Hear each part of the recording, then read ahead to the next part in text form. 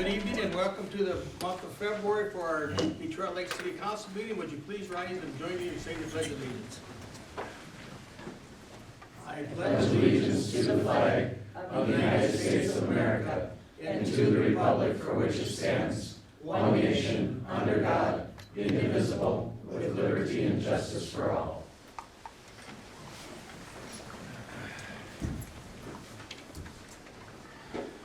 Okay, we have quite a few people here that I'm going to try to get up front, but first we'll just do some initial things and then we'll go down the list. Those of you here for special things, I'll call you up accordingly. So at this time, I'll ask for the approval of minutes from our last monthly meeting here, January 14th, and for our workshop held on January 27th. Is there a motion to accept those minutes? So moved. Is there a second? Second. Any discussion? All in favor say aye. Aye. Opposed, motion carries.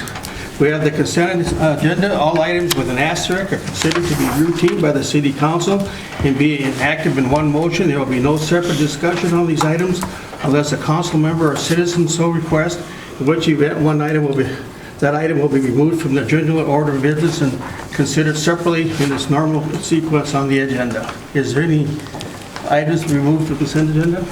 Your Honor, I'd request that item 6Q be taken from the consent agenda. 6Q, okay. Anything else then? I move the consent agenda. Okay. Is there a second? Second. All in favor say aye. Aye. That motion carries. At this time, I'm going to call our Public Works Director, Vanell Roberts, to come forward. He's got to head down to Sioux Falls tonight. He wants to get there ahead of that storm. So Vanell, why don't you come forward here? And we've got an announcement to make for a new person on the utility board and also some other business there. Thank you, Mr. Mayor and Council. Yeah, the agenda item I want to talk to you tonight about is the administrative services contract with Western Area Power Administration. There is a cover letter in your packet and an explanation of what this is and the items of the ASA addresses. So I'll just hit on those quick like. The administrative service agreement is an existing agreement that's in place with Detroit Lakes Public Utilities, Missouri River, and the Western Area Power Administration, WAPA, at the current time. It sunsets at the end of 2021. WAPA sent this out to get these renewed, so they run in concurrence with the existing WAPA contract that goes through 2050. The administrative service agreement allows for Missouri River to bill WAPA, or bill for WAPA services, including the energy and demand allocated through our existing WAPA contract. It provides that Missouri River will provide scheduling services for all energy and capacity for the WAPA energy to be delivered to Detroit Lakes, and that is through the Mid-Continent Independent System Operator. It provides that Missouri River will provide scheduling of the transmission service for the delivery of that energy and capacity to Detroit Lakes, and also allows for bill crediting from Missouri River to Western States Power Corporation for money owed WAPA for capital projects and advanced funding for capital projects for either WAPA, U.S. Corps of Engineers, or the Bureau of Reclamation. Again, the current ASA ends on January 1 of 2021, and this new agreement will extend it to 2050. The Public Utilities Commission reviewed it this morning, approved this, and recommends approval by the City Council. Thank you, Vanell. Madeline, do you have a... I do. motion? I move that we approve the WAPA Administrative Service Agreement. Is there a second? Second. There's a second. Is there any discussion? No, but you can be glad that Vernell explained that and not me. Okay. Thank you, Vanell. Okay, all in favor of that motion, say aye. Aye. Opposed, that motion carries.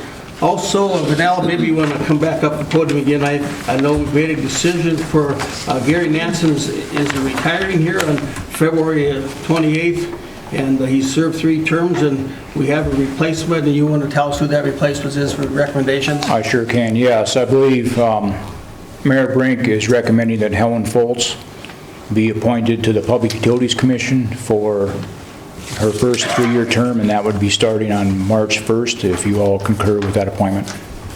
And I would move to accept the appointment for Helen Foltz. Second. There's a second there too. Then we'll say Helen is well-known. She's would be a great fit for the city in that position, and all in favor of that motion to approve for Helen Foltz to be on the utility board, say aye. Aye. Opposed, that motion carries there. Okay, let's go back here now. I'm going to, let's see here, I'm trying to get these folks that are came from a distance here. At this time, I'd like to have Jill Amundson, and for public hearings and information, I'm going to have Jill Amundson from West Central Initiative and Vic Rosenthal from the We Count Minnesota to come forward, and they want to address the City Council. Good evening. I'm Jill Amundson with West Central Initiative, and I just want to say, first of all, thank you to the City of Detroit Lakes for taking part in the Complete Count Committee of Becker County. And I want to pass the microphone immediately over to Vic. Vic Rosenthal is with me today, and he's a partner with West Central Initiative to talk about how important the census is to every person in our region and in our state. I'll pass to you, Vic. Good afternoon. Thank you, members of the council, for inviting me to speak. I think you all know that we're about to do something that the Constitution requires us to do every 10 years. We've been doing the census since 1790. But in 2020, there's a little bit more at stake than usual. In 2010, the last time we did a census, we only missed losing a member of Congress by about 7,000 people. So right now, all projections show that Minnesota will lose a congressional seat in this next census in 2020. And as a result, we would drop down to 7 congresspeople. That would affect redistricting. It would mean that every representative would be representing close to 750,000 people instead of about 650,000 people. So this is very much about fair representation. In addition to fair representation, this is all about money. We have over $15 billion a year that comes into the state of Minnesota from various federal sources. And the estimate is that about almost $2,800 per person per year is what we potentially lose if we lose this census count. So we're talking about $28,000 over the next 10 years that we can lose. So one of the big challenges that we face is that we have had a history of a lot of undercounting going on. And there are certain communities that are more undercounted than others. Renters, immigrants, American Indians, homeless people, children from age 0 to 5 are among the people most likely to be undercounted. And as a result, the State Demographer's Office has organized nearly 300 complete count committees, including the one that you're part of, as a way to try to make sure we get the word out to as many people as possible in order to try to make sure that we count everyone. This requires us to hire a lot of people. The census extended the time period for when people can be hired. So now people can still become a census worker or enumerator, start as soon as well into late February, early March. They're still hiring people. People can get paid up to $17, $18 an hour. You can work as little as 5 hours a week, up to 40 hours a week. So this is something for you to really think about promoting to folks, especially young people and old people who may have the time. I've applied for a job with the Census Bureau because I think it's one of the more important things facing us. Not only in terms of fair representation and in terms of the money coming into our state, but as you may know, businesses and various organizations make a lot of decisions based on where people live and how people live in different communities. Now, you may know that the census this year will be different. This is the first time in American history that we're doing the census online. And as a result, there are both good things about that and bad things about that. In greater Minnesota, rural areas of the state, there are lots of problems with people who either don't own computers or do not feel particularly comfortable with a computer. People, for example, of my age and older. There are also issues of bad Wi-Fi access. And as a result, there's a lot of places where it may be very difficult for people to go online and be able to fill out the census form. Now, the schedule of how this is going to work is everyone who has an address will get a postcard from the census on or around March 12th. And then about a week later, if they haven't yet completed the census, they will get a reminder. And then a week after that, if they haven't filled it out, they'll get another reminder. They will get 5 reminders in all until late April. And in late April, if they still haven't completed the census, that's when people will begin to get knocks on their door asking why they haven't completed and if they will complete it. It's the complete count committees that will play this really vital role in getting the word out into communities and making sure that people get counted. One of the things you may want to look into is the Census Bureau is setting up Question Assistance Centers, or QACs.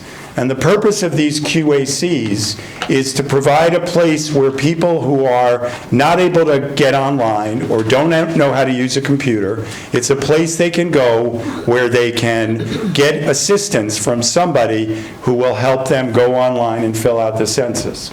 For people who don't want to go online and do it, there will be a paper form available again, as well as people can even make a phone call to also fill out the questionnaire by phone. The last thing that people should know, because there's a lot of concern about what happens to this information when it is shared. So the census information remains only with the Census Bureau, which is a small group of people. For 72 years, that information is prohibited by law from being shared with anybody else.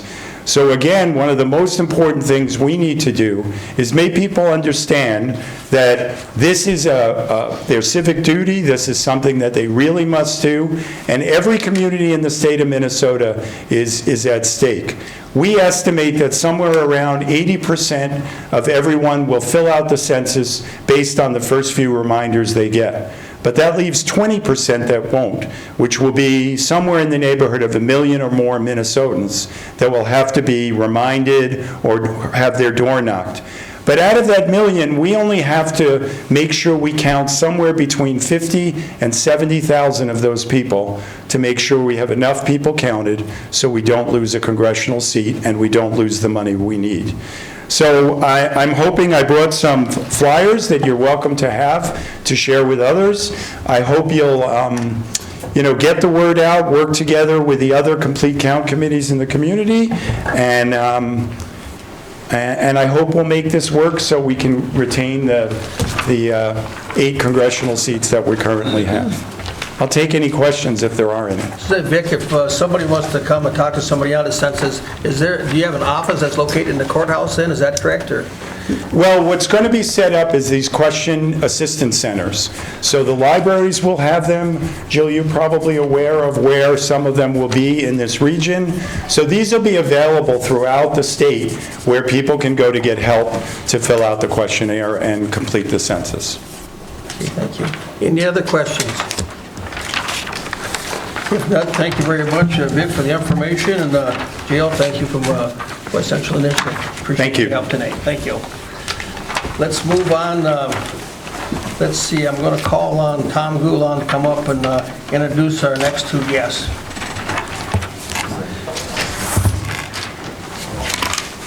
Thank you, Vice Mayor and Councilman. I have Sheldon Peterson and Ted Giese here tonight to present the city with a check for $12,000 to put towards our new playground out at South Shore Park. So with that, I'll turn it over to Ted and Sheldon. Good evening. I'm Ted Giese, the Regional Manager for Minnesota Energy Resources in the northwest quadrant of our state. And Sheldon and I are the management team that oversee that. And we oversee 27 different towns in northwest Minnesota. And of them, Detroit Lakes is probably in the top 2 as far as what we see going on as far as community development and all the good things happening. So congratulations on moving this forward as far as the park, the equipment and the stuff like that the money's going to be used for. Minnesota Energy Resources, along with our counterparts, Wisconsin Public Service Foundation, are excited and proud to present you guys with a $12,000 check towards this. So, thank you. All right. Thank you. Thanks.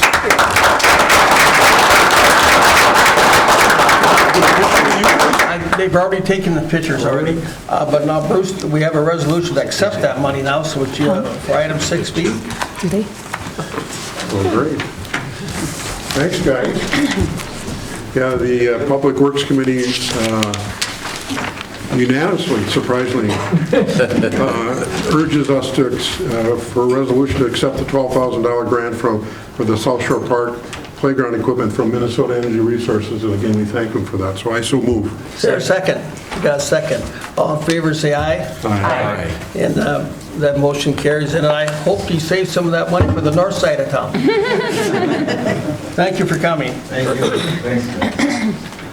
Okay, let's, at this time, I'm going to call on Karen Wubles to come forward from M-State, and she'd like to say a few things to us. Karen? First, I'd like to thank Bruce for having us here and the council for letting us talk about the great things that we do at M-State. I just kind of have some handouts here that I'll pass out, but the first thing I want to do is play the video. Carrie, if you could play the one that's the first one? The careers one? Correct. And that'll kind of explain a little bit about our mission, and then I'll talk a little bit more specifically about the college. Education is a critical component within our economy, and it's more important than ever. Education is a critical component within our economy, and it's more important than ever to understand the relationship between educational investment and career outcomes. While studies show that higher education leads to higher lifetime earnings, short-term 2-year and 4-year pathways can all lead to success. At Minnesota State Community and Technical College, we know that for every position calling for a master's degree or higher, there are 2 jobs that require a 4-year degree and 7 jobs that require a 2-year degree or less. This 1-to-7 ratio applies to all career fields nationwide. M-State is the regional leader in both transfer and occupational education with 4 campus locations and online options, and leads the way with on-site workplace solutions for our regional business partners. For the 7 of 10 American jobs that require a 2-year degree or less, M-State offers 120 short-term certificates, 1-year diplomas, and 2-year degrees in 80 career programs. Our technical programs are taught by experienced instructors and guided by business and industry advisory boards that ensure M-State students are learning the skills needed for tomorrow. 92% of all program graduates find employment within a year or less, and a recent Brookings Institute study on mid-career earnings among 2-year graduates ranked M-State in the top 10 nationwide. Our tuition and fees for full-time attendance can be completely covered by a full Pell Grant, and our foundations award over $300,000 in scholarships annually. Last year, 2,270 students, 51%, attended M-State tuition-free. Learn more, earn more, M-State. So that kind of does an overwrap of kind of who we are, and I'll talk a little bit about the Detroit Lakes campus too as well, but as you know, M-State has 4 campuses: Detroit Lakes, Wadena, Moorhead, and Fergus Falls. And we have not only the career technical programs, but then we also provide transfer opportunities, so students who would like to come get a transfer education and then transfer on to the 4 university and get those classes here as well. A couple other arms that we have at the college would be our workforce development solutions, and that's where we're serving about 7,000 students now. Actually, it's up from what you're seeing on the handouts.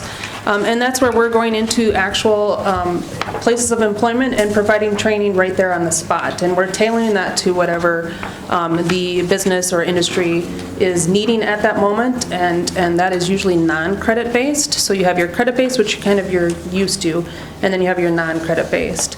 And then the other big arm that I would say that you may or may not be aware of is our K-12 partnerships that we have. And so we have the K-12 programming that is allowing us to come into high schools, that we have mentors from our faculty who work with our high school partners to provide concurrent enrollment education in the high schools, so students can stay in the K-12 setting and earn college credit while they're there at the college. So A little bit of things about us. I've handed a lot of information to you. We like to give you some homework right up off the front so you can kind of study a little bit more about who we are. But Detroit Lakes, we're probably half and half. We have a mixture of career technical programs and then also our transfer education for those who are coming for credit-based. Our median age right now is about 25, and then we have about 50% of those students were under the age of 22. You'll see that the majority of our students are working. Right now, about 75% are working at least part-time, if not full-time. So our students are balancing a lot. They're balancing work, they're balancing school, and they're balancing those outside obligations. 71% of the students on the Detroit Lakes campus are female.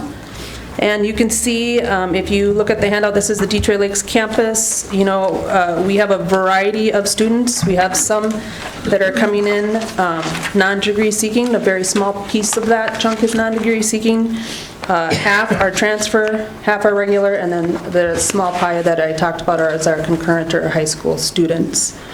As you saw on the video, 51% of our students are attending school without any type of financial obligation, so probably are either receiving scholarships, they're probably receiving a Pell Grant or a state grant through federal financial aid program, and or being sponsored by programs too as well out there. So a lot of good things that we're doing. And, you know, Detroit Lakes campus is kind of unique. We have programs all over the disciplines. So we have healthcare programs, we have business programs, we have transportation, human services, and design, in addition to those transfers. So it's kind of a nice mix versus having just a signature program. So we have a variety of programs there that we offer. And I think I'll leave you with another video because I think our students really say it the best. So if you can play that Hope video, and then I'll open it up to any questions if you have specifically about the campus.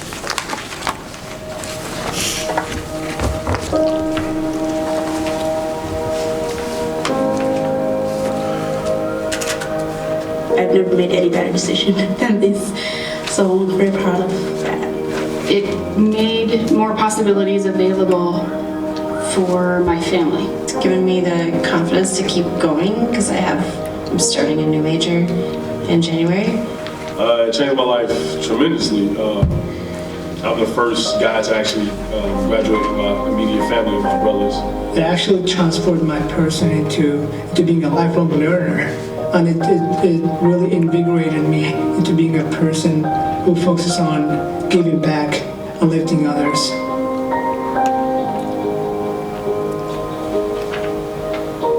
My dream is to continue my education, get a higher degree, and, focusing on just getting myself out there, networking, and just, making my place. I have decided to continue on and get my bachelor's in social work. I'm not just graduating from here and getting a job. I'm actually going to start a career as a law enforcement officer. So I'm looking forward to serving my community and just doing what I got to do to be able to help people that can't help themselves, all because of M-State. M-State had prepared me to be ready to work, and they taught me so much here, and I'm just ready to go and shine.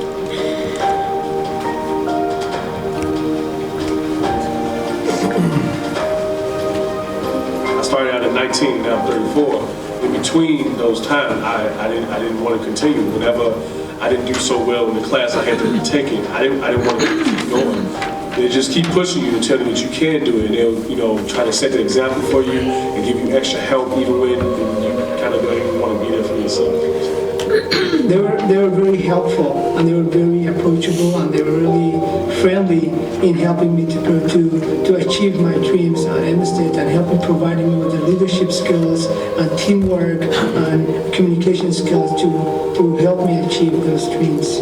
I would just say thank you for making me feel like I'm,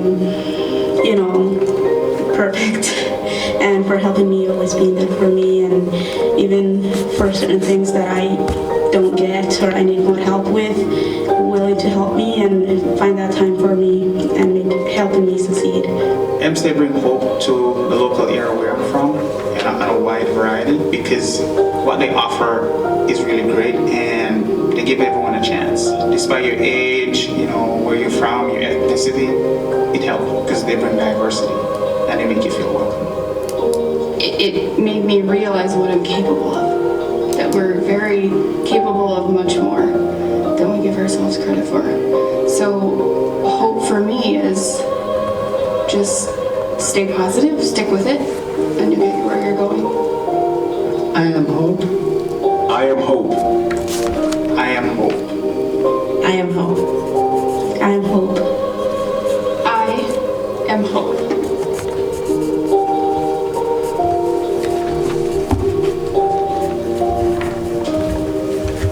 So I'll open up to any questions you have about our campus or what we do.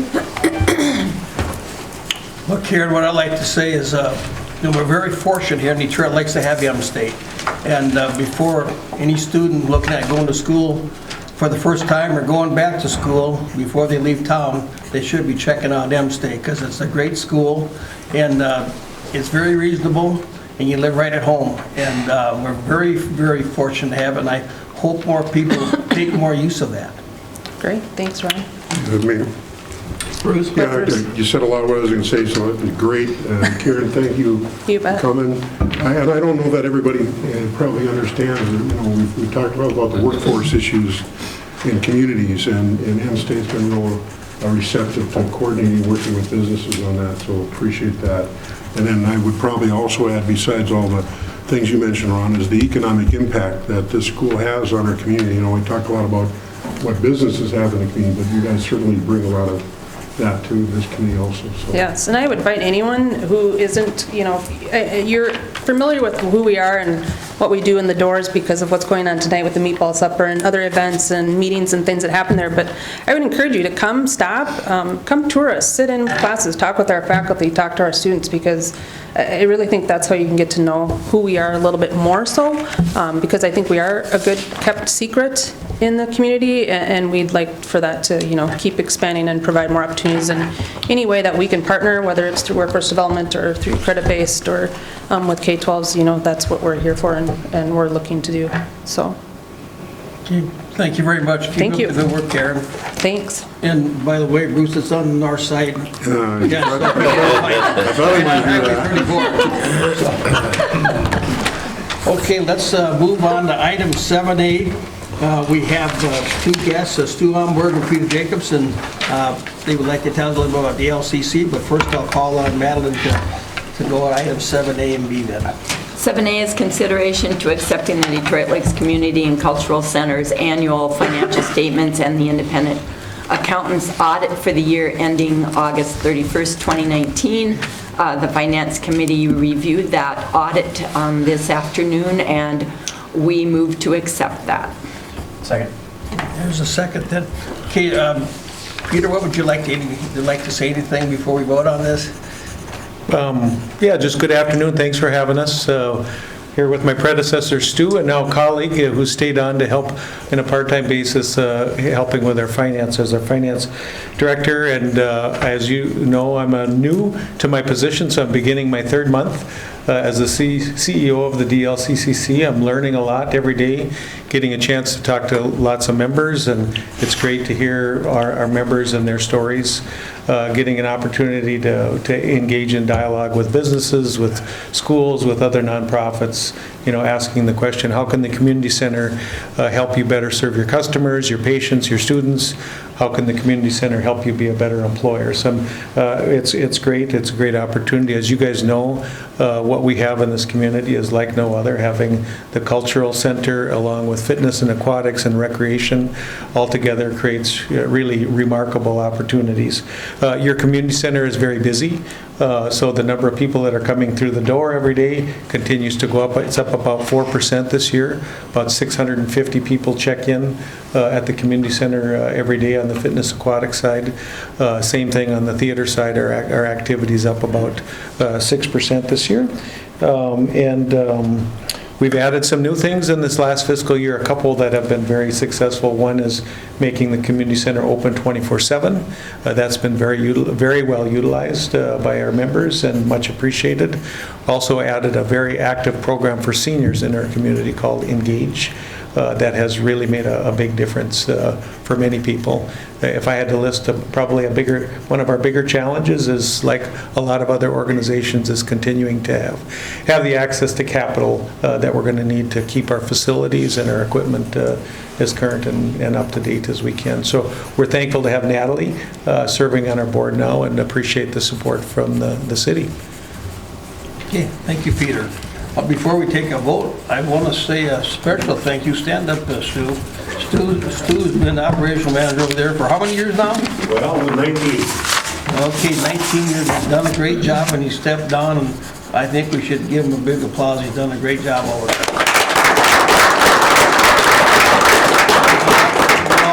You too, Peter. Welcome aboard. Thanks. Stu, did you want to say something? No, I just appreciate the city support and everything that happens. I think the community center is that little, one of the jewels in the crown that is Detroit Lakes, along with everything else. It's a very progressive community. I love to live here. I'm going to stay here, and I thank you guys for everything that you do. You're welcome. Thank you. Now let's move on to item B. We need to vote. We have to vote. We need to vote. We didn't vote. We didn't vote. Okay, so all in favor of that motion, say aye. Aye. Opposed? Okay, now we'll go on to item B. Exactly. This is consideration to approve the 2019-2020 DLCCC budget and fee schedule. The Finance Committee reviewed both of those this afternoon, and we move to approve those. Second. Was there a second? Okay. Any discussion?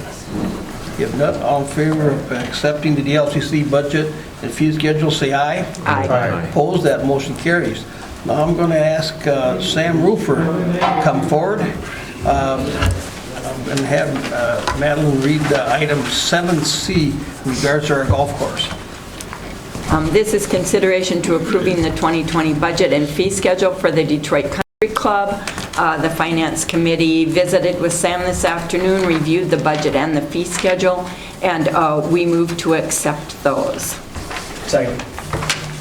And then we'll call on Sam to maybe give us a little talk there, yes. Sure. Well, you keep calling on me right when Stu runs out before I can ask him to come here and explain all these financial numbers to me.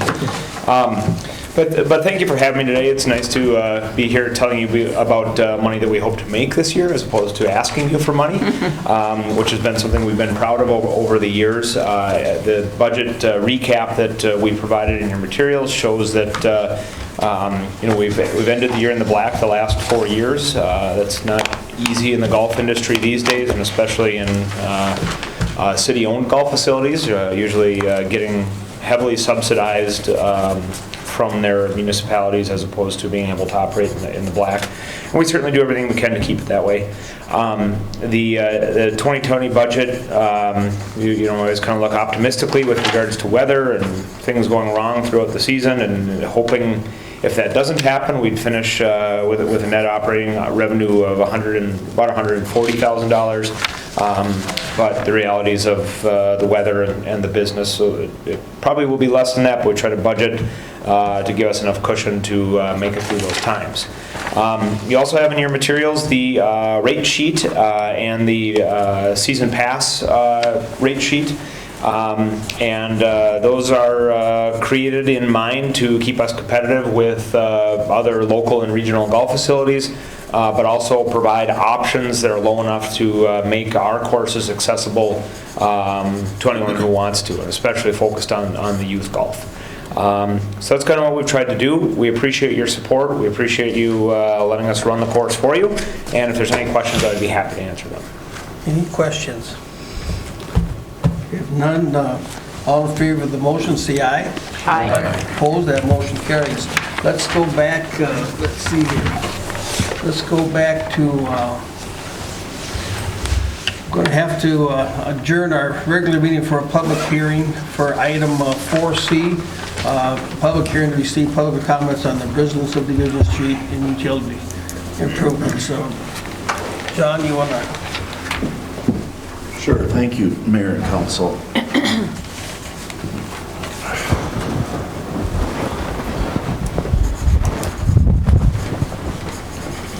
Okay, we have just a fairly quick public hearing on a proposed subdivision, a single-family housing subdivision on the north side of the city, right now being referred to as the Brislin subdivision.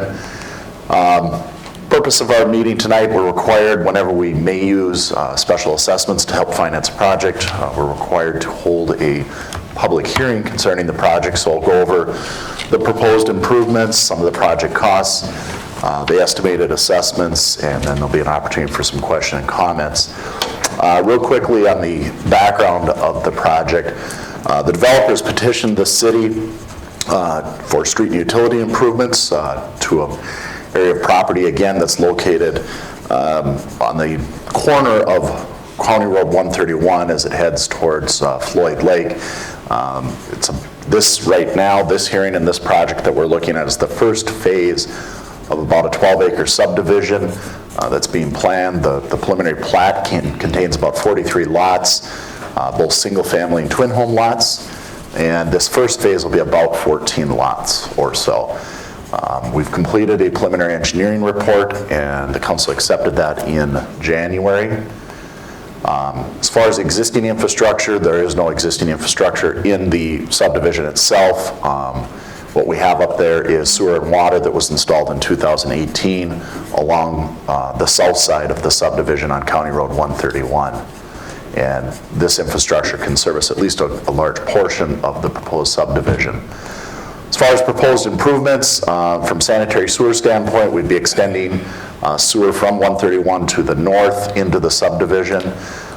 Future phases of the subdivision, as it gets built out and gets built further to the north, would require us to put in a new lift station to service those areas where we run out of grade and we need to put in a new lift station. We'd likely situate that down closer to Floyd Lake for future considerations, but that's down the road a little bit. Water main, similarly, we would extend water main off of 131 to the north into the subdivision. One note is we are quite high out there in terms of relative to where our tanks are and things like that, so pressure won't be quite as good. Still kind of along that lines of acceptable, but a little bit poorer than what we'd like to see. Tough to read this, I get that, but this is a layout of the sewer and the water. The green and the blue sort of represent where we would be locating those lines. That area that's hatched out in pink represents the first phase, or that first 14 lots of the subdivision. Stormwater, we'll have to include some stormwater improvements, both collection and treatment. We'd install storm sewer in the streets, just like we typically do, and then we'd also have to have a couple of treatment basins within the subdivision to capture that stormwater, treat it before it's released to the adjacent wetlands. We'll have to build one of those ponds with this first phase, and that pond would likely provide some benefit to some future phases as well. Streets, typical of what we build in our subdivisions, 36-foot wide urban section street with a bituminous pavement, curb and gutter. Again, a little tough to read this, but that's the layout of the streets ultimately. Estimated costs, we had two columns there. The middle one under phase one represents the proposed or the estimated cost for this first phase, the first 14 lots, about $460,000 in total. For the full subdivision and today's value or today's dollars, we're looking at a total cost of just under $2 million. Again, this will likely be done. It will depend on the developer, of course, but somewhere around 3 phases over the course of time.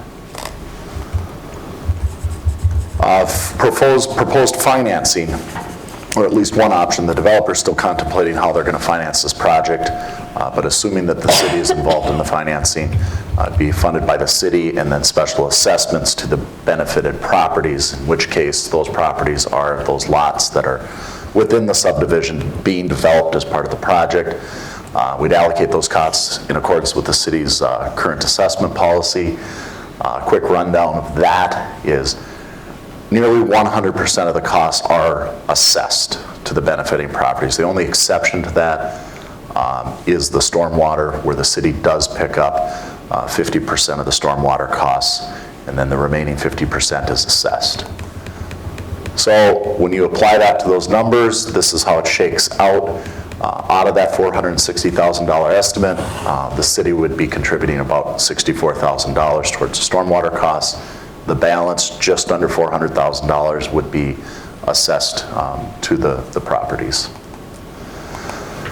Assessments, again, applied according to our special assessment policy. In this case, it's pretty straightforward. We take those numbers, we divide them by the number of lots that are within the area that's being benefited, and come up with a rate per each lot for the special assessments. So again, this table shows how each of those items, the street, the stormwater, sanitary sewer, et cetera, are all divided out to get to a total cost of about $28,000, or I should say just under $29,000 per lot.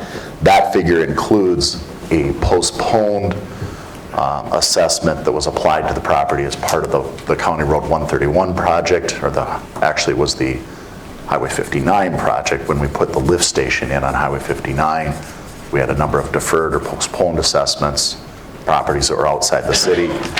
We'd be collecting a portion of that under this project.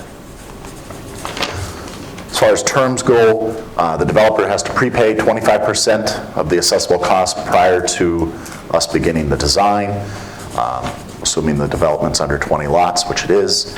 And then the balance of that is assessed over a maximum of 20 years following the completion of the project, or over 15 years led by a 5-year deferral.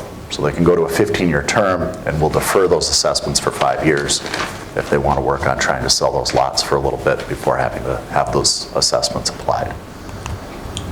As far as the schedule goes, again, we'll be driven by the developer, but right now, assuming we keep things moving here, we would design the project over the course of the remaining portion of the winter, shoot for maybe bidding and awarding a contract sometime around May, and then construction this summer.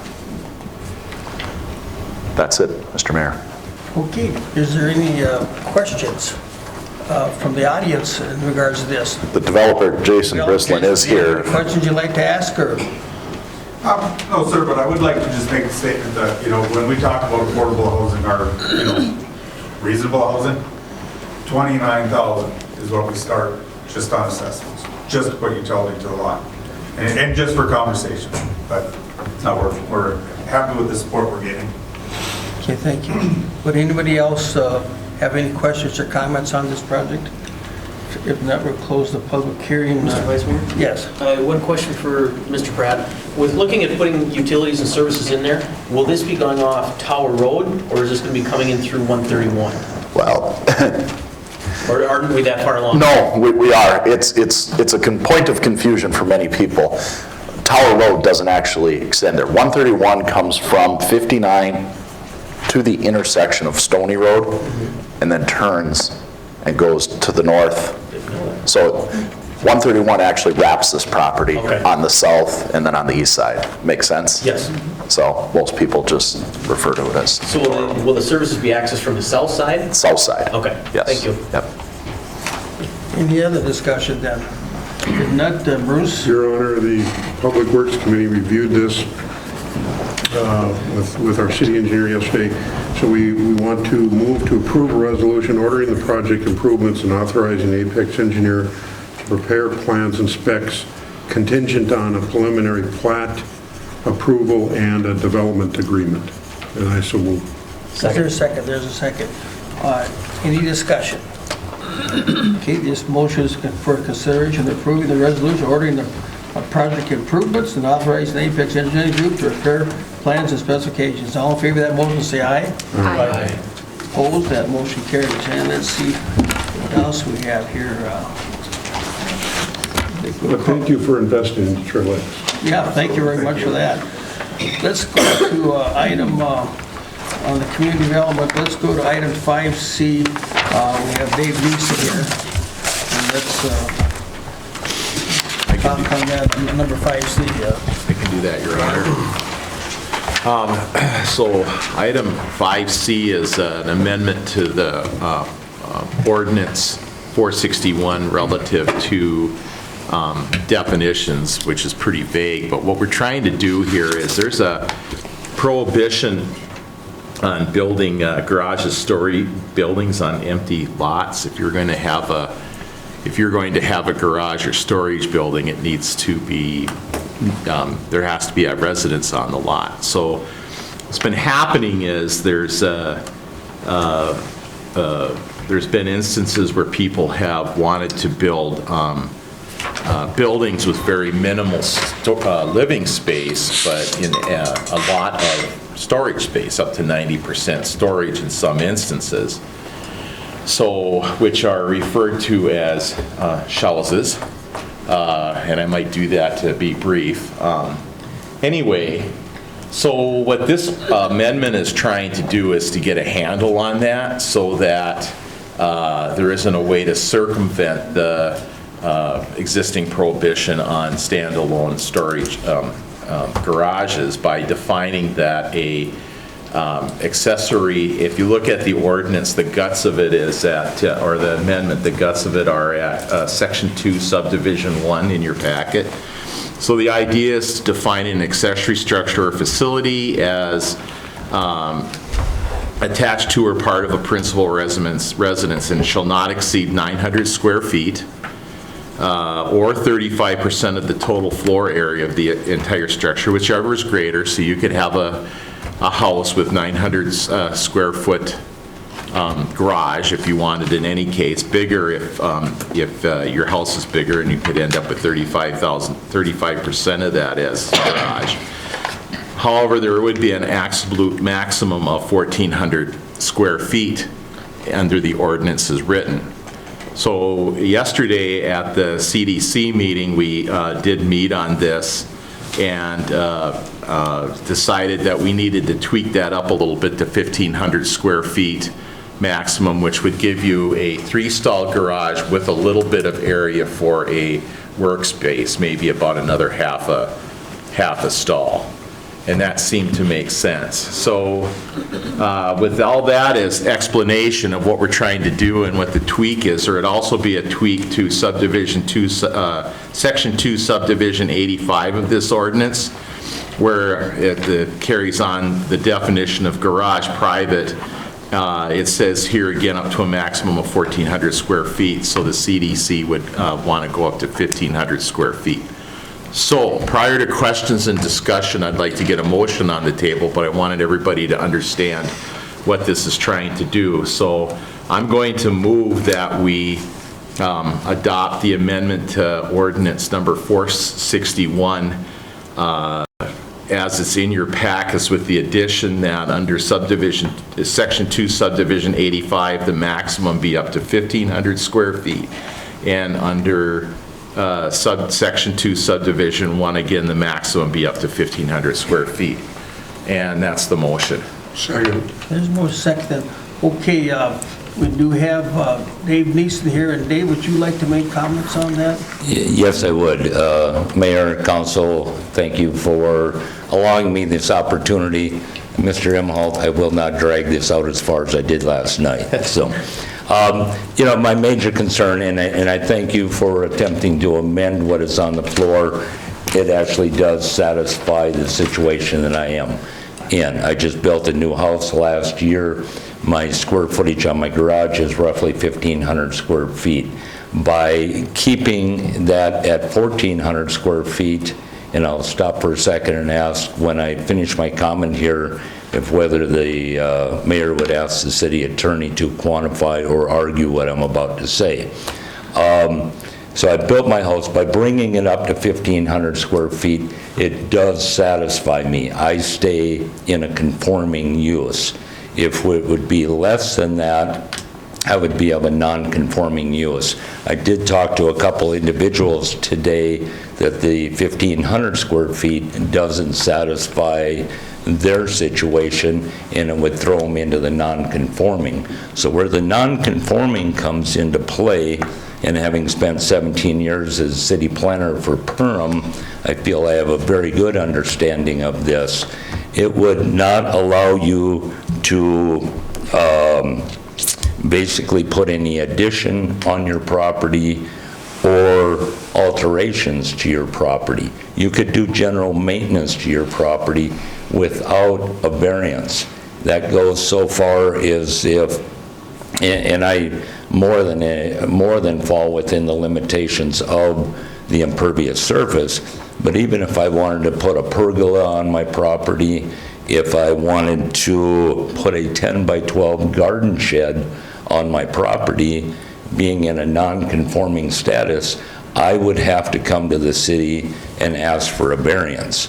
I really wouldn't have a major issue with that, other than legally the city could not grant me a variance to do either one of those items because of the fact I would not be able to prove a hardship as to why I needed this pergola or even a 10 by 12 garden shed, which still would keep me within the impervious surface coverage.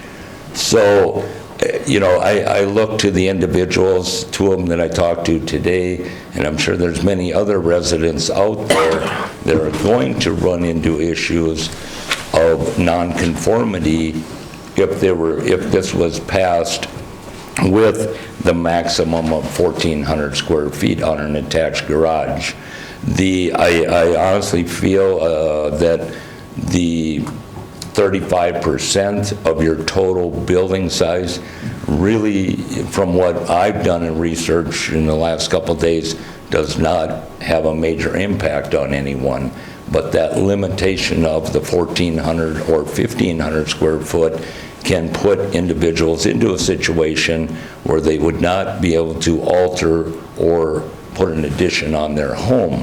Furthermore, if I go to sell my house and it's a non-conforming use, I now run into an issue of a potential buyer running into a finance issue of trying to get a loan on my property. You know, with this being said, I know last night we had talked about the 1,500 square feet. I didn't sleep very many hours last night, as you can probably tell by my voice, just hashing this out, going through the research I've done today. I really feel by putting that limit on there, you're going to be doing an injustice to several of the residents of Detroit Lakes. I understand the intent of this. You have a situation in front of you where someone's wanting a 76% garage with only 24% house. I agree with the council 100% that those type of structures can inhibit a neighborhood and cause devaluation of neighboring property. There's a big difference between 35% and 76%. So with that, I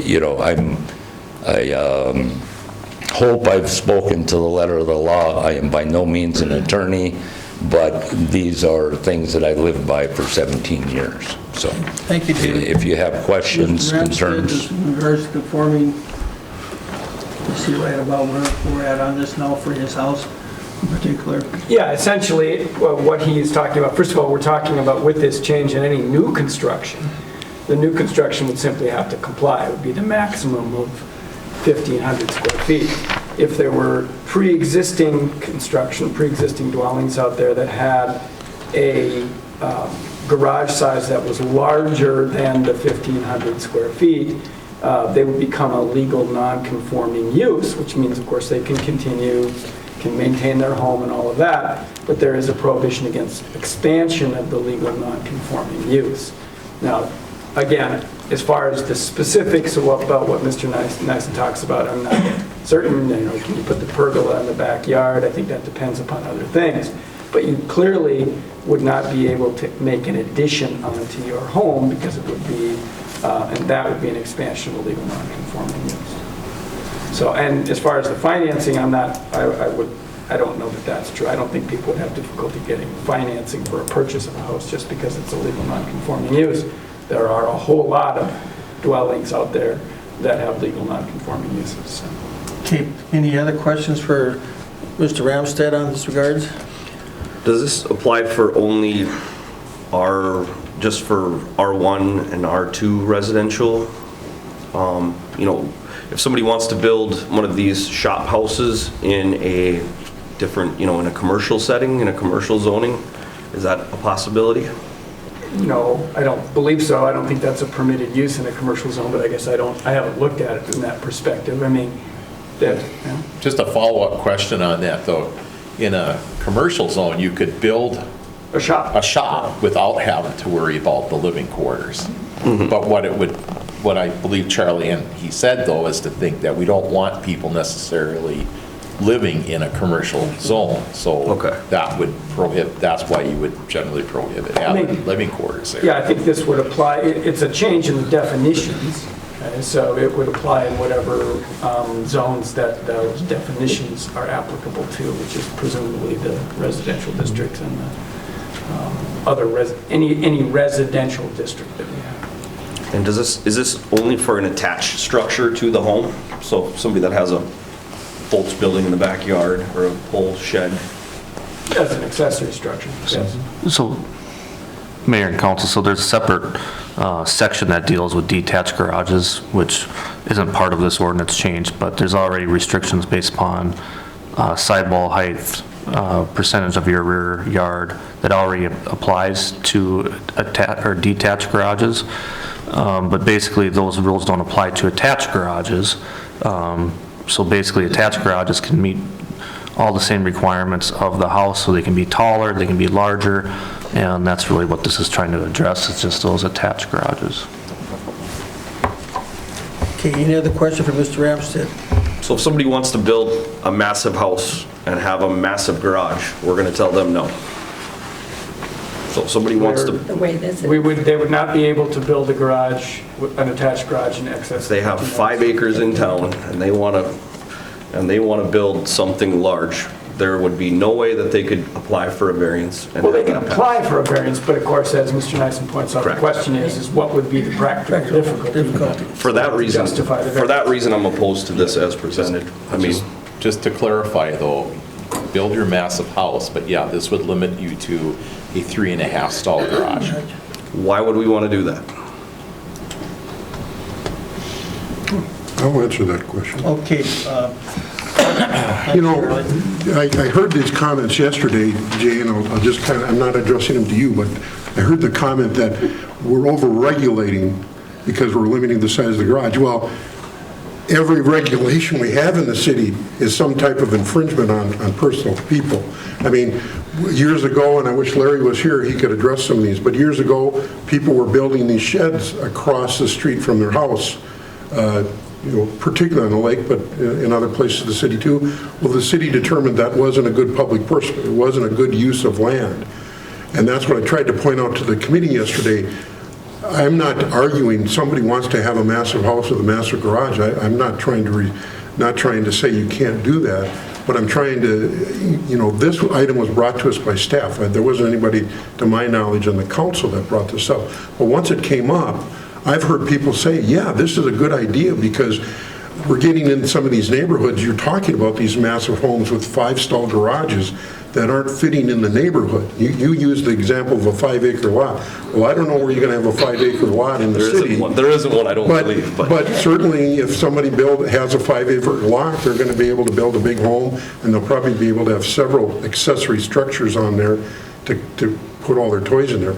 But if you start getting into neighborhoods where, you know, a lot of those are maybe only two-stall garages, smaller homes, and all of a sudden somebody comes in and they buy a couple homes and they're going to put that 5-stall garage in there, I guess my argument might be, is that good public purpose? Do we want to be taking away land?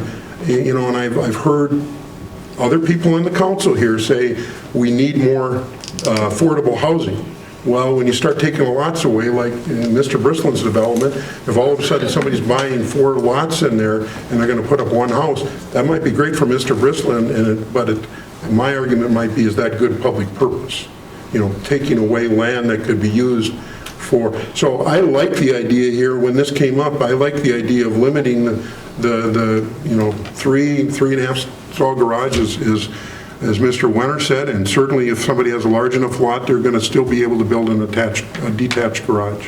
I think there are plenty of home plans out there, like my mother's house in the Chesterfield, for example, has a 4-car garage, and you can't see that it's a 4-car garage. It's a well-designed building that doesn't, it doesn't stick out like a sore thumb. I'm sure there's some in Timber Creek, and so why are we limiting to a 3.5 car garage? I don't agree with that. Well, again, so Jay, what I'd say is then why are we limiting somebody to be able to buy, to put up a shed across the road from them? Why are we worried about nuisance? I mean, I can go down the list of things. Why are people worried about nuisance variances? We get that all the time in the That's not the subject at hand, I guess. Right, but what I'm saying is you're telling me if you just don't like the fact that you're limiting garage, I understand that. But if you're saying why is there a public purpose for it, I can argue with you that there's a public purpose for it. That's all I'm saying. If you don't agree with it, I'm not trying to fight you on that. I'm trying to, what I heard yesterday, people saying there's no public purpose for it. I can argue all day that there's a public purpose for it. Well, you can argue that there's a public purpose for it, but there's certainly a difference between someone building a large house and putting a 4-car garage on it than there is having somebody buy a lot across the street and putting up a storage building in a neighborhood. That's like comparing apples to oranges. Yes. You Not to might me. guess that I was one of the people at the committee that was arguing against this. Yeah. And I would just say not to me. There's not a difference. I understand that, Bruce, but to me, there's a difference. And I would argue that 35% of the total floor area would be certainly satisfactory, and we wouldn't have to have a maximum and put people into a non-conforming use current. That was my argument. I yielded to you to say, okay, we'll live with 1,500, but I still don't think that's correct. Well, just to be clear, you didn't yield to me, you yielded to Dan. Well, I yielded to the committee. But I agree with you. I think that's a great compromise. If you're going to prevent the people from building a massive pole barn. Exactly. And putting a little bedroom in there by just limiting it to the 35% of the total floor area. Why limit it to 15? Take the 1,500 out of there, and it still serves the purpose. I can't vote on this, but I do want to say that my concern on this is, first of all, a person buying a starter home, for 1,500 square feet, 2,000, you're not going to find that house next door to a $800,000 home or $1 million home. But my concern is that we have people that come to Detroit Lakes and want to build a home, their dream home, and want to have 4 garages.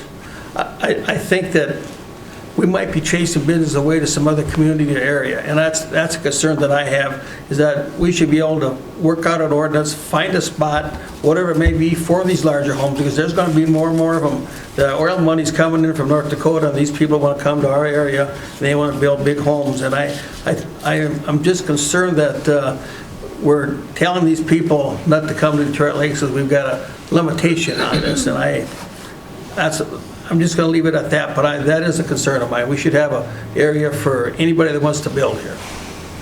So with that, is there any other discussion? Yep. And Ron, I was at the committee meeting yesterday too.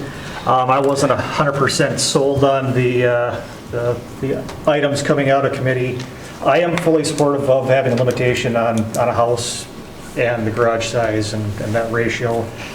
The arbitrary number of 1,400 or 1,500 is where I kind of wrestled with things, and overnight it's been even more just this arbitrary 1,500 number is kind of random. That's the sticking point. 35% is something I can get behind. We had talked about, let's do first reading and then let's hash it out at second reading. But if we don't have full support of everybody, I don't know if that is something we really want to do, is invite this back, fight it back out at the second reading portion.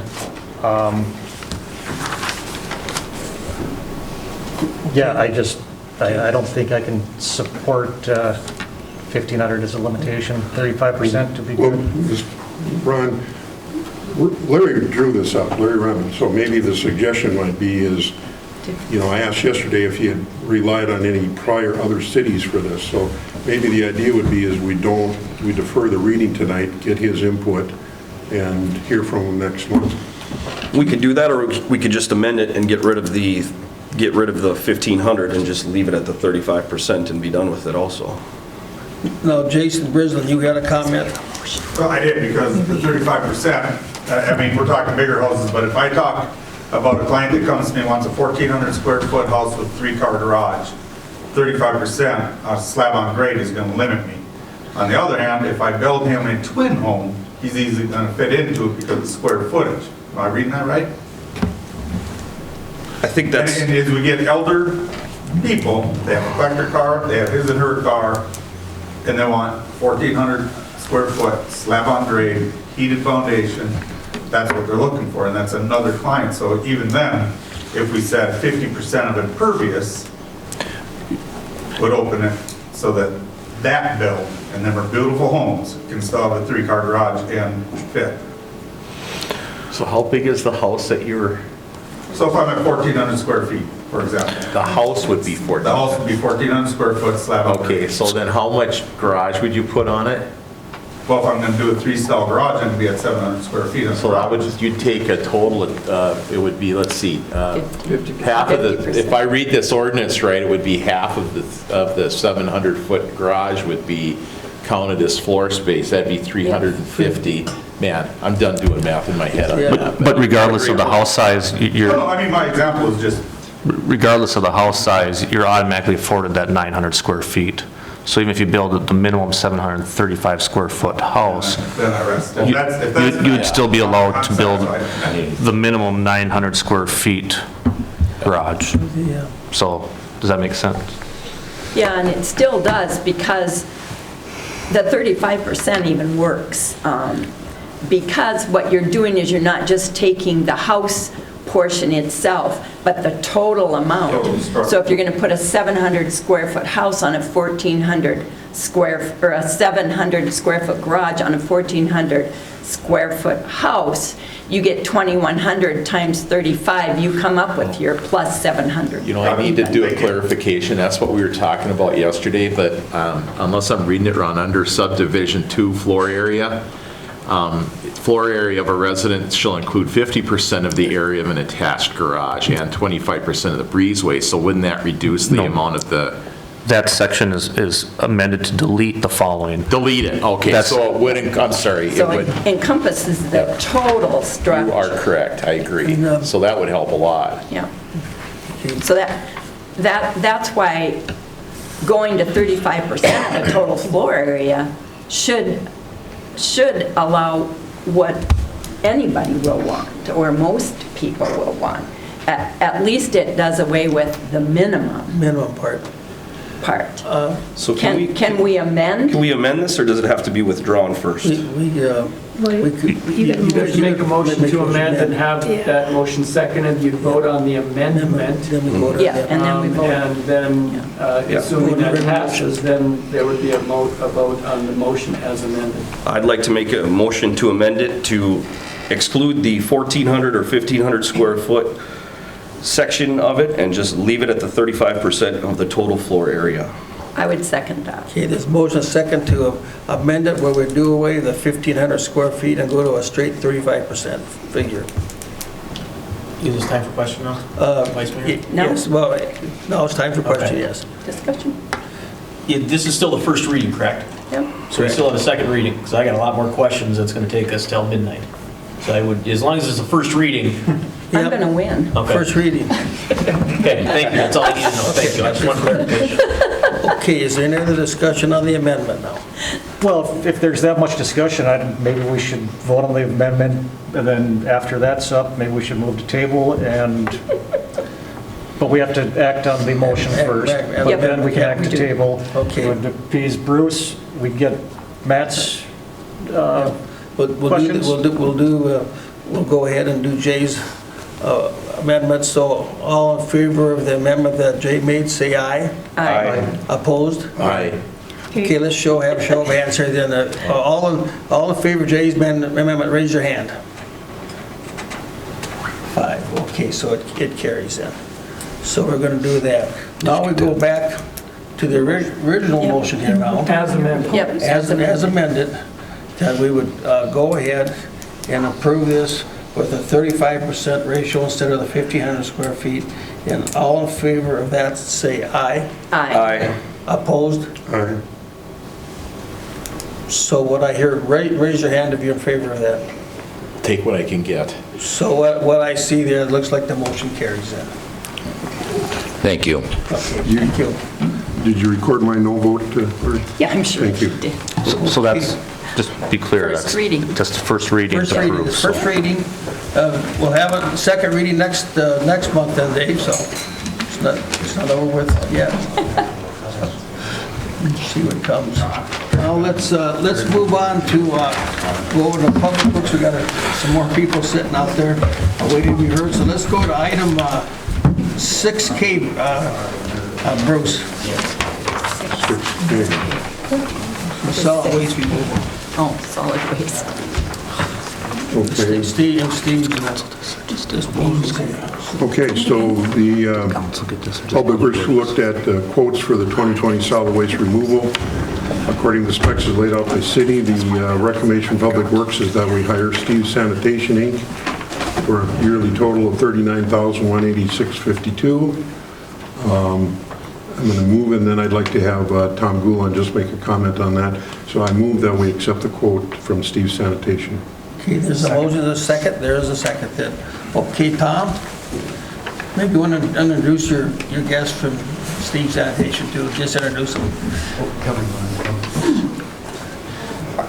Yeah, thank you again. I'd just like to announce this year that we're going to take the initiative and champion the initiative that we're going to be placing recycling bins throughout the city park and located in the strategic areas. So I just want to make one note that when you see blue, it's recycling, and what I mean by that is any contaminated recycling gets thrown away. So if you have fish put in it or garbage, so I just want to make that note to the public to help us with that effort and show our effort in the recycling. So. Okay, thank you very much. Questions on that? I guess- So, all in favor of that motion, say aye.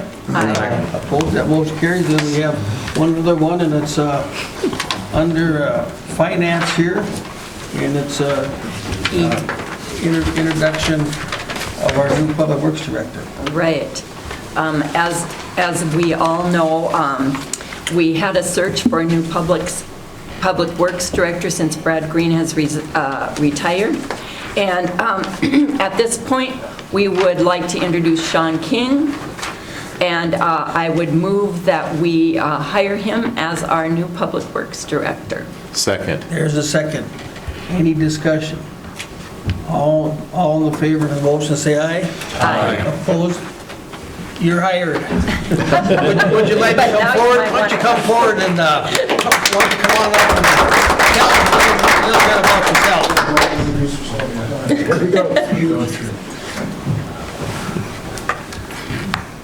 By the way, he said yesterday he's going to take care of all the problems in the city, so. No, I want to thank everyone, and I'm very excited to start my new role and looking forward to it and staying in the city of Detroit Lakes. So thank you very much. Okay, thank you for being part of the team.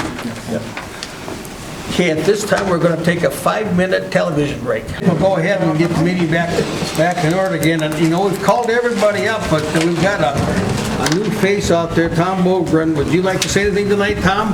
He's new to Detroit Lakes. He's got a home up by Kelsey. Yeah, I was very interested to come because I was in government in Langdon, North Dakota, Cavalier County.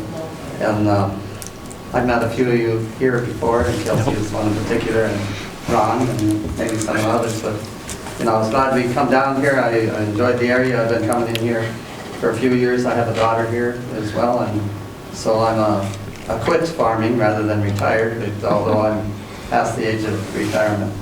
And I enjoy the company of those that go to the Main Street restaurants over here in the mornings, and so I'm spreading my wings, so to speak. But, somebody got him into the I'm impressed with your board, and yeah, so I'll come again because I think I told Kelsey at one time I'm active and enjoy the community, and I like to be informed, and you do a good job on it, Ron. Thank you very much. Thank you. And Tom's very interested in the airport. He's a pilot himself, and he's got a brand new airplane he's proud to show you. So Yes, sir. Go from there. All right. Well, thank you. Well, let's move on Tom, down. is it true that Ron shakes the crooked dice? Well, I don't want to limit it just to Ron. Hey, what's back there? Okay, let's go on to item 5A, community development. Dan, what do you have for us? Thank you, Ron. Item 5A is a resolution approving the grant application made to the Minnesota Department of Natural Resources for a local trail connection on Highway 59 to Ridgewood Road. The CDC reviewed this and recommended approval, and I so move.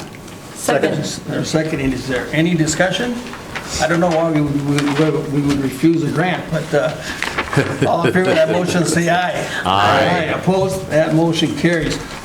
Let's go on to the next one. Item B is a resolution approving another grant application, and this one is also to the DNR for outdoor recreation for South Shore Park, and this is basically to help finance costs of building that new park down there. Again, the committee reviewed this, recommended approval, and I so move.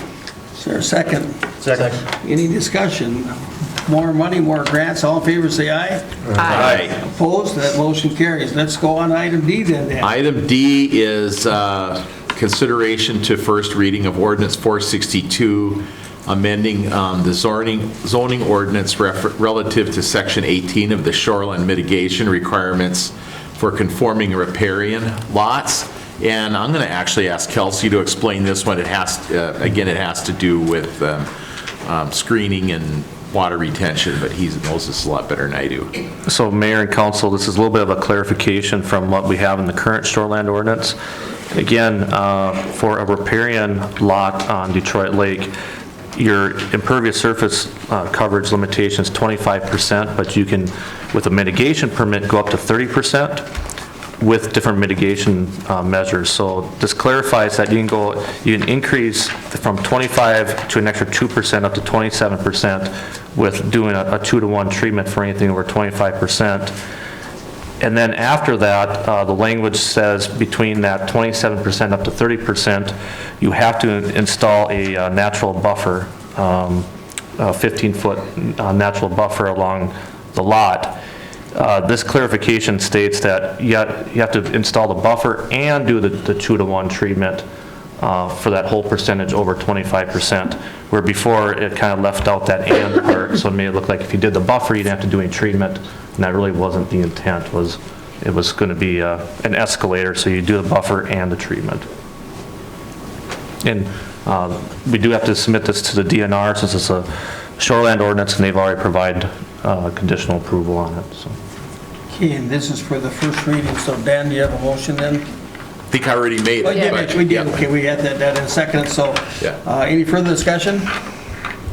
All in favor of the motion, say aye. Aye. Opposed, that motion carries. Do you have anything else? That's it for CDC, Your Honor. Okay, let's move on to number 6, Public Works, and I see there's no action on item A. We've done B, so this... wait. You're moving along pretty fast here.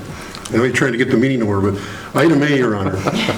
We had discussion on the dock ordinance, just letting the council know. This was regards to the beach, the city beach portion of the dock ordinance. We're going to have a little tweak there. We'll bring, hopefully, either next month or in April, primarily just clarifying the number of units that they're going to be at the J&K Marina. There was also some discussion by Lake Detroiters, the Keokuk was there, about does the city interested in having a water surface ordinance? Water surface use ordinance. Water surface use ordinance. I thought I'd better clarify that. The committee discussion was, there was a lot of excitement for that, so unless the Lake Detroiters wants to make a formal request and bring it to the council and to the committee, we weren't going to have any more discussion on that. But the item as far as the tweaking the dock ordinance, that'll be in the future, Your Honor. Okay, thank you. I said no action because I was told there's be no action. I didn't mean to cut you off on that, Bruce. That's okay. The item C, we did B already. Item C is consideration to the South Shore Park shelter bids. This was good, had some good discussion with our city engineer and the committee yesterday, and the park board has recommended that we proceed with the South Shore Park Shelter. The issue that the committee ran into yesterday was that the bids were probably a little higher than staff was looking at. We hadn't gotten any formal design plans, but the Hammers Construction, John, am I reading this right? $287,909, is that the number that we're? Yes. Yeah. So the good thing about the Hammers bid was not only were they the low bid, but they were also anticipating that they could get it done by September 1st, which was ahead by a month or two of the other bidders. So the Public Works Committee right now is recommending that we accept the bid of Hammers Construction to do the South Shore Park Shelter, and I so move. There's a second. Any discussion? Are we looking at alternates, or how was that all shaking out? I believe we did not go with it. Some of the alternates were the roof construction and the heating, and I believe we had decided not to do those. That's correct. We're recommending the base bid without the alternates. So we're not going to add $6,000 to put a metal roof on that's going to last 40 or 60 years? So the base bid includes the metal roof. Okay. If we could take a $6,000 deduct to go to shingles. Okay, so we're going full base bid without... And then the other ones deal with, instead of doing the electric heated in-floor heat, going to a tubed and boiler, and actually those costs ended up being more than the electric pad that we have like in People's Park, so. Okay. Any other questions? And I want to mention that there is money in the park fee, so we got this budgeted, so all in favor of that motion, say aye. Aye. Opposed? That motion carries. Bruce? The Public Works is, under item D, is wanting to authorize the preparation of facility plan for proposed street and utility improvements for Willow Frazee Homes and the alley downtown, and I so move. Is there a second? Second. There's a second. Is there any discussion? This would then be discussed at a special council meeting on March 4th at 5 o'clock. Okay, there's a, mark that down, March 4th at 5 o'clock is a special meeting on that. And this is set to be done in the summer of 2021, is that correct? So that, if no further questions, all in favor of the motion, say aye. Aye. Opposed, that motion carries. E and F, Your Honor, we'd like to defer. Defer, okay. G is just an information that, again, right after that special council meeting on the 4th, there will be a meeting at 5:30 for anyone interested on discussing the Washington Avenue South project. Okay, and we so... hope to have some information from Becker County by then. Okay, so anybody that has a question that lives in that area for South Washington, we have an open house there at 5:30 right after our other meeting, and you're all welcome to come. Item H is we would like to propose a resolution supporting the 2020 bonding request for development of the Heartland Trail, and I so move. Second. Second, any discussion on that? Just kind of let the council know, this is the final piece of the trail from County 10 by Frazee into Frazee. We're trying to get all the cities along the route. Park Rapids has already supported this. Holly, Lake Park, Moorhead, they're all proposing it, and we're getting resolutions to pass on to our legislators. Okay. No other discussion? All in favor, say aye. Aye. Opposed? That motion carries. Next item. I has a request from the Events Committee for the March for Jesus to use Washington Avenue on May 30th for their parade and community event. They originally wanted to start at the Chamber of Commerce and go down Washington all the way to the band shell. That happens to be the Arts in the Park? Yeah, thank you. Street fair. Street fair, yeah. And so we discussed with them, they're going to start at Holy Rosary. They're going to provide volunteers to help with the barricades. And so they're going to start at Holy Rosary and march to the band shell. With that, the Public Works Committee recommends approval, and I so move. Second. Okay, any discussion? And I also know that we're going to be able to still have parking for cars there because of the street fair, so it'll still work out for both of them. So all in favor of that motion, say aye. Aye. Opposed? That motion carries. So let's see here. Okay, and item J, the reason that's on the agenda is because these folks are just wanting to have their wedding on the beach, they're not renting the pavilion. Usually when we've had these where they want to have the wedding on the beach, they've also rented the pavilion. So the Public Works Committee discussed this. You know, there was some discussion about should we be looking at some future policy for folks that just want to use the beach and maybe a fee for that. We're not recommending that for this, and right now we're just recommending that they allow it to be used the beach, provided that they don't block access to the public, and I so move. Is there a second? Second. A second. Any discussion? I might add that for what Tom Goulan was saying, that they're only going to be using it for about 15 minutes. It's going to be a wedding, and it's going to go fast, and so they're not going to be there very long. Item Q, Your Honor, we pulled off the consent. That's, I wanted to do this, we had the discussion. Well, all in favor of that, sorry. say aye. Aye. Opposed, the motion carries. I Okay. jumped ahead, my fault. Item Q, we pulled off the agenda, or off the consent agenda, only because I think it's good, we had the discussion yesterday. This is the Trucks and Tunes that was a success last year in the park, and they needed a sponsor for that, and then Noon Rotary stepped up to do that, and I know John Pratt, I believe, is the chair of that, and I thought we'd give him a couple of minutes to just tell us what's going on. People keep saying I'm the chair, and I don't know that I've formally accepted that, but I am definitely on the committee. Well, once we vote. Well, that's part of this. I withdraw. No. Thank you, Alderman Newholt. Yeah, as you said, last year, the city kind of partnered up with the Community and Cultural Center to have this Thursday Trucks and Tunes. So they had food trucks and some bands playing. I think it was about 4 or 5 times throughout the summer. Well received by the community. And they were looking sort of for a new home. Last year it was funded by a grant. This year that grant went away. And so Noon Rotary was looking for something, a new event that we could build on. So we've taken that over. And so this year it'll be similar with a little bit of addition. We will have Wednesday Trucks and Fun. So we'll have the same thing, I think, 4 Wednesdays scattered throughout the summer, starting in late June, going till early August, every other Wednesday.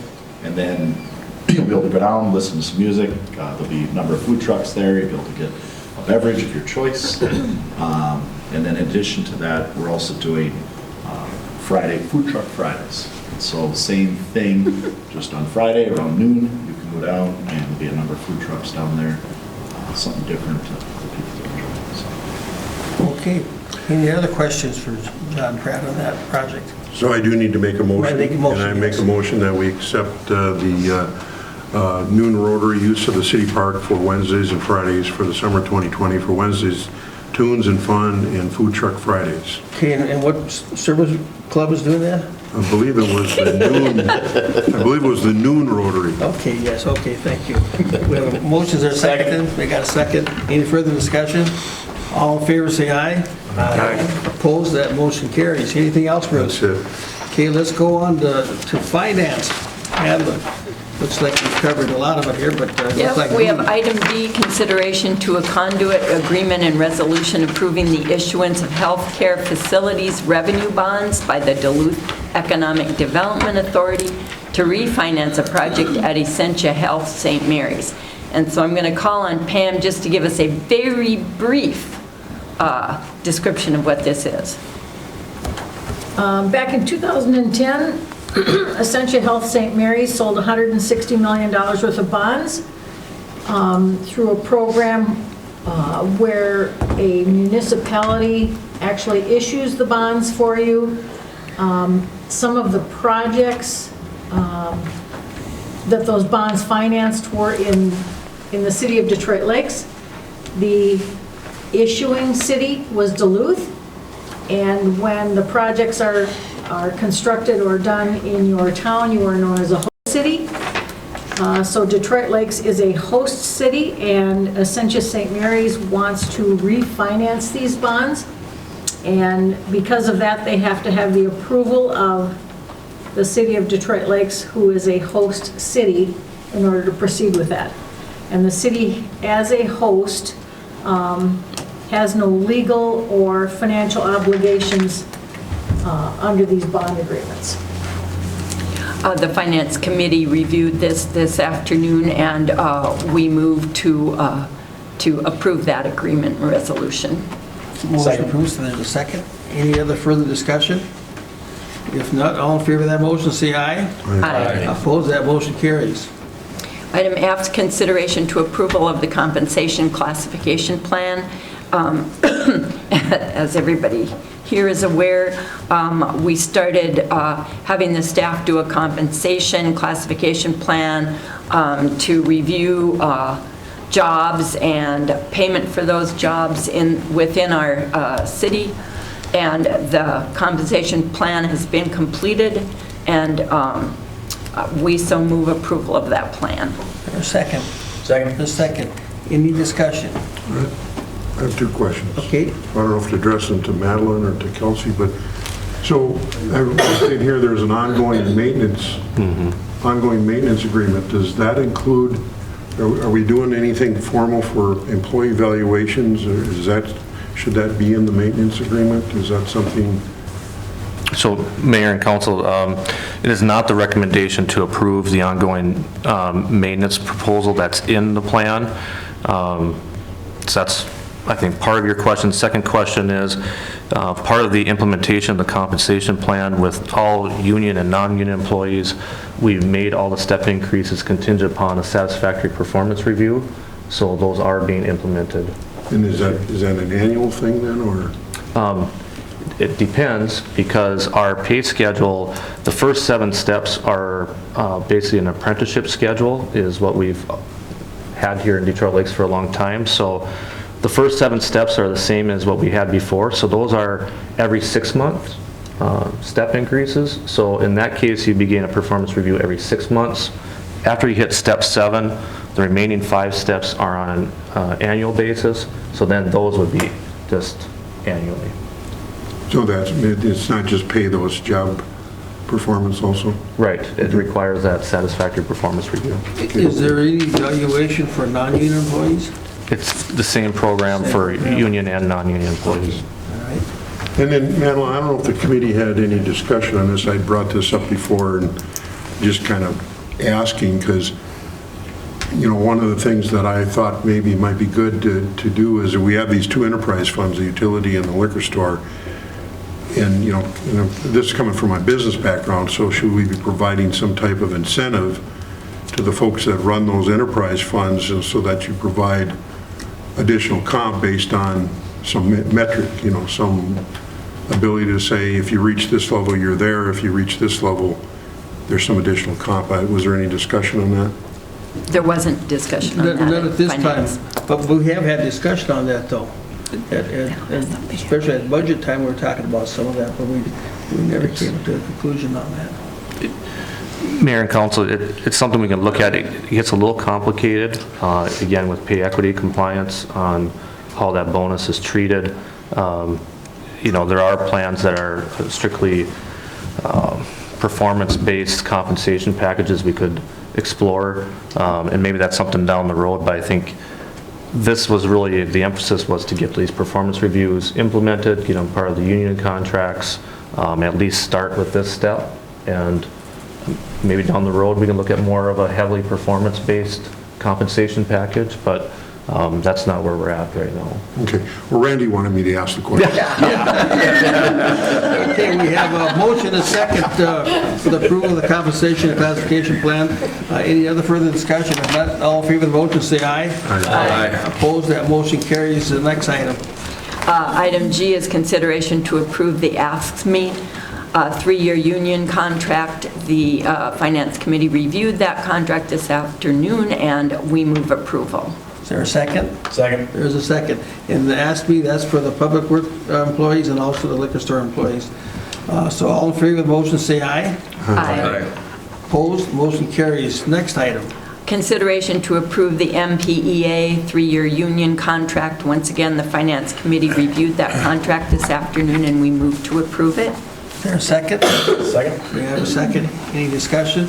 I should mention this is for the police sergeants union, so all in favor of the motion say aye. Aye. Opposed, that motion carries. Anything else, Madeline? Nothing. Okay, at this time, we move on to public safety, and I'm going to have our police chief Todd to come forward, because tonight he's going to give us a presentation on our annual report about the busy year they have for 2019 with the city, and I think after you see this report, you'll realize why we need a new police station.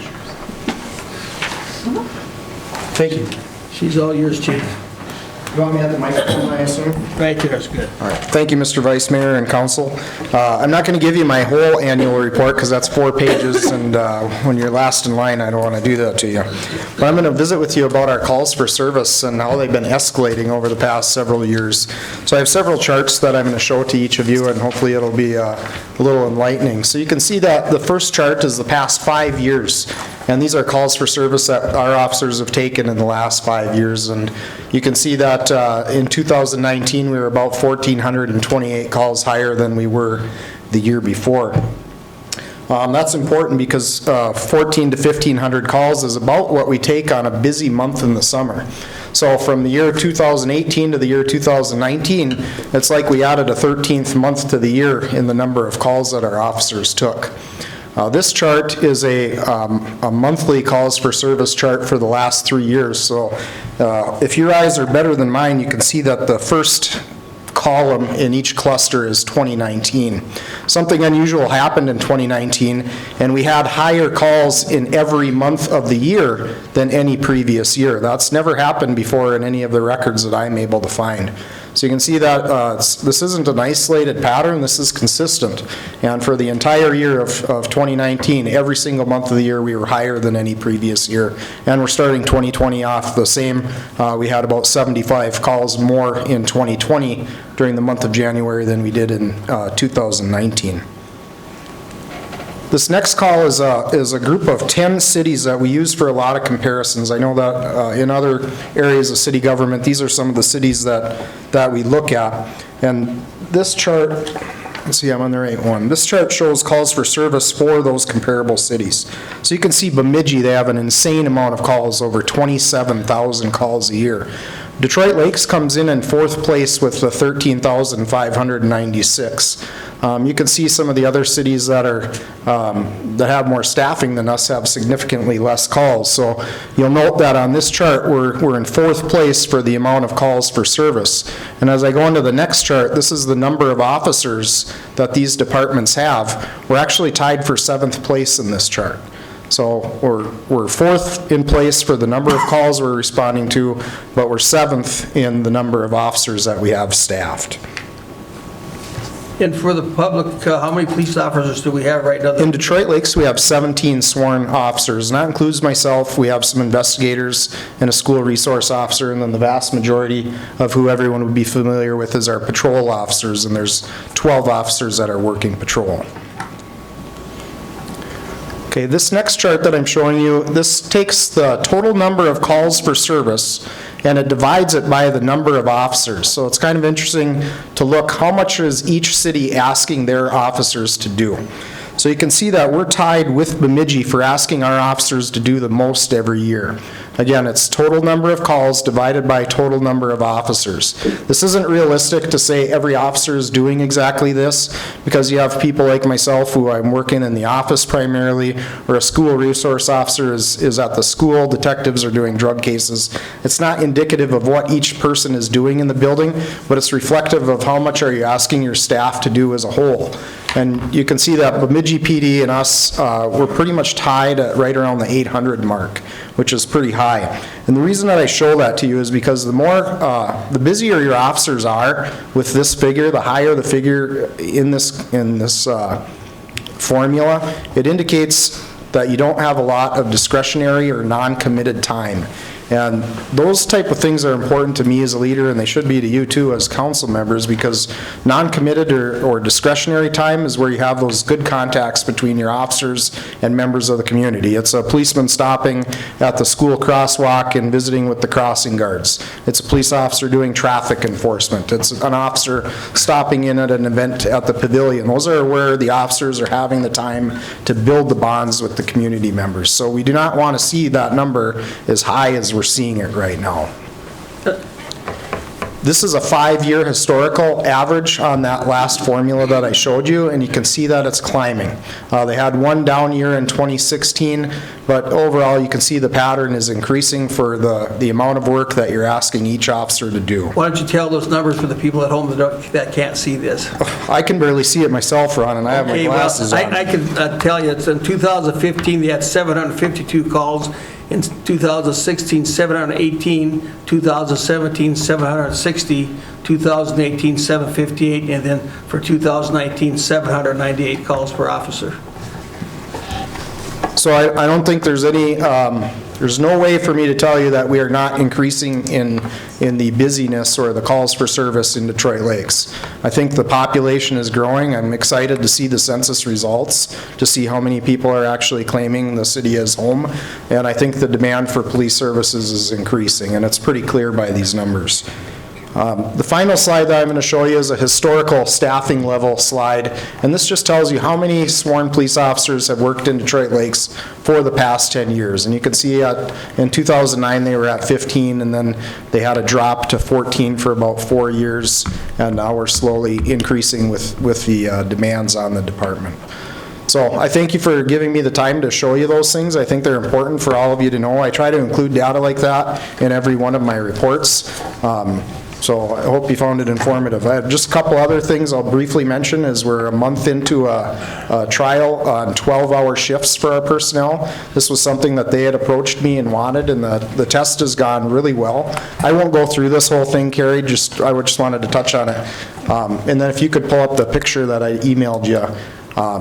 The 12-hour shifts are going good. The officers really like them. It's overwhelming in favor of it, so hopefully we can keep doing that for them.